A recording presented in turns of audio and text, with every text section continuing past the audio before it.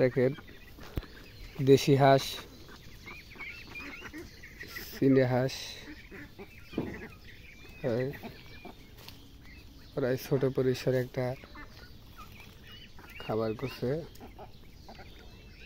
সব হাঁস হলো আমার মায়ের, আমার মার মিনি খাবার, চীনা হাঁস এবং দেশি হাঁস, আরও আছে মুরগি।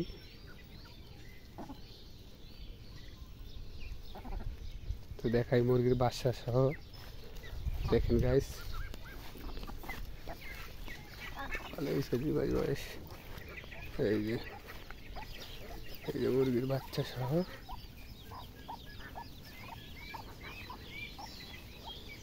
বাচ্চাগুলো অনেক সুন্দর, দেশি মুরগির বাচ্চা।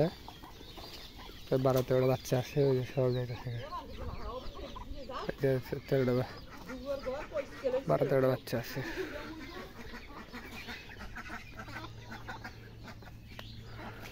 দেখেন হাঁস কিভাবে খেতেছে। এই যে মুরগির বাচ্চাগুলা দেখতেছেন, অনেক সুন্দর চঞ্চল এই হাঁসগুলি। আর হাঁসের কি খাইতে দেয় দেখেন, হাঁসের মূলত কি খাইতে দেয় দেখতেছেন। তো আজকের মতো পর্যন্তই, ভালো থাকেন, আল্লাহ হাফেজ।